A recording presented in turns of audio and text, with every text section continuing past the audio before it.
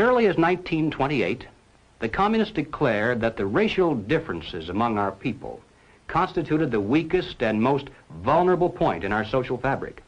By constantly probing and straining at this one spot, they calculated that eventually the cloth could be torn apart and that Americans could be divided, weakened, and perhaps even set against each other in open combat.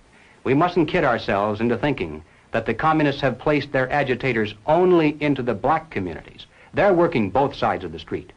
They want hatred, violence, and bloodshed between the races, and they don't care how they get it or whom they use, even children if necessary. Here is a book that I think ought to be in every home library. It's entitled Color, Communism, and Common Sense by Manning Johnson. He joined the party as a young man because he honestly believed that the communists were trying to improve the conditions of his people.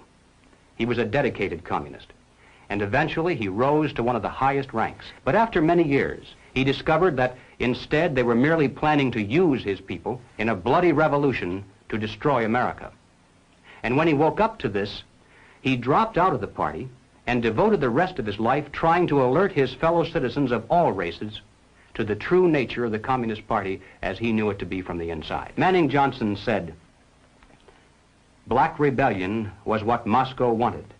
Bloody racial conflict would split America. During the confusion, demoralization and panic would set in. Then finally the Reds say, workers stop work. Many of them seize arms by attacking arsenals.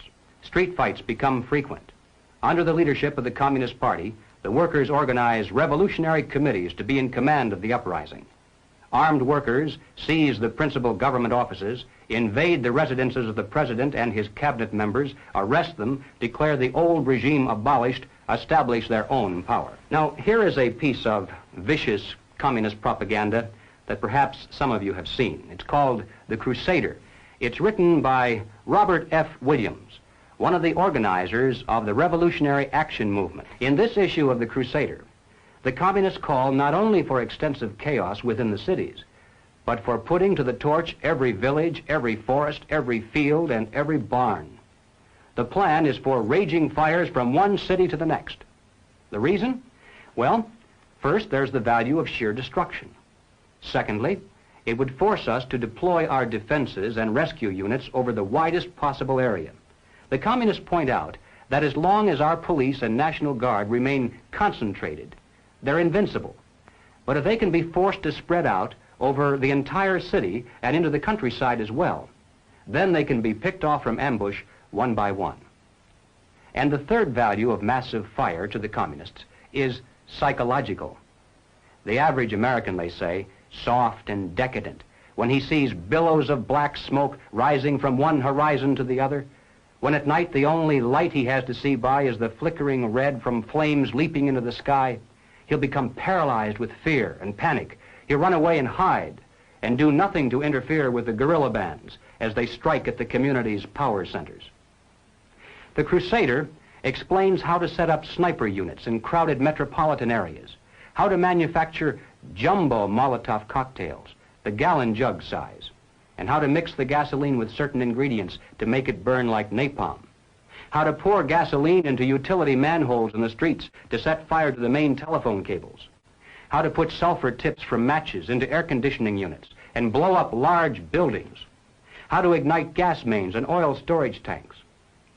It explains how radio-controlled model airplanes can be used to fly explosive charges over heavily guarded fences into gasoline storage areas or munition stockpiles.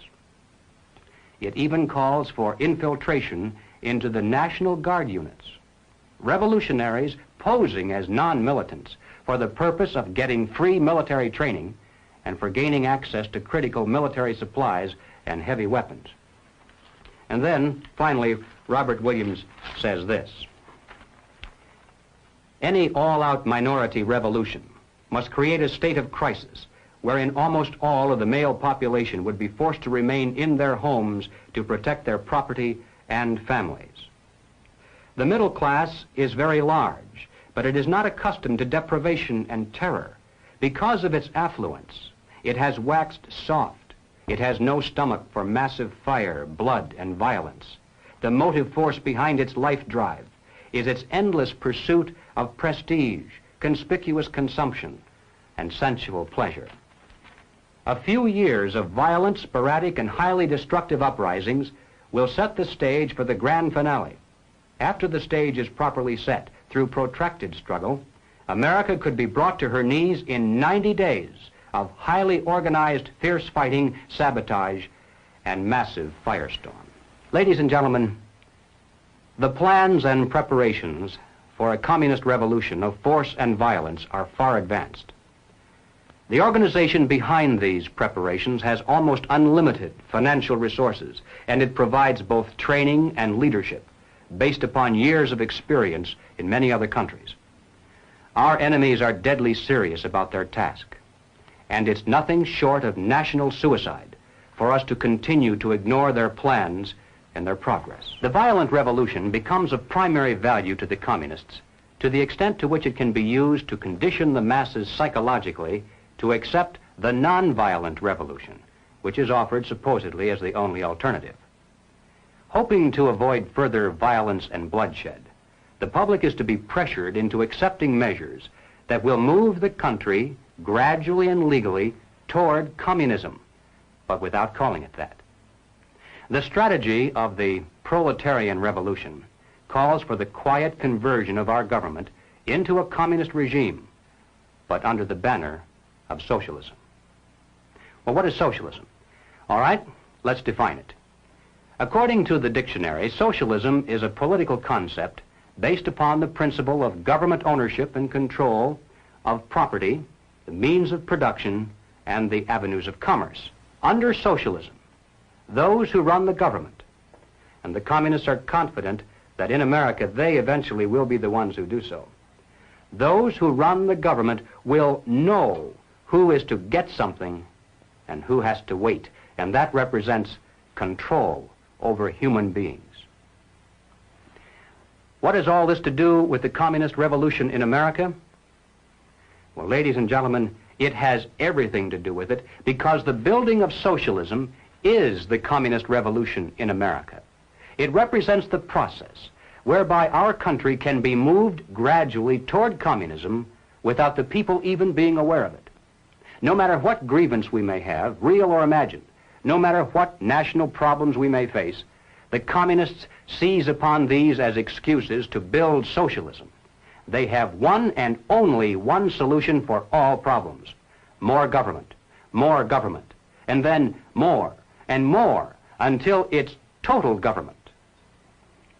And forgive me for saying it one more time, total government is communism.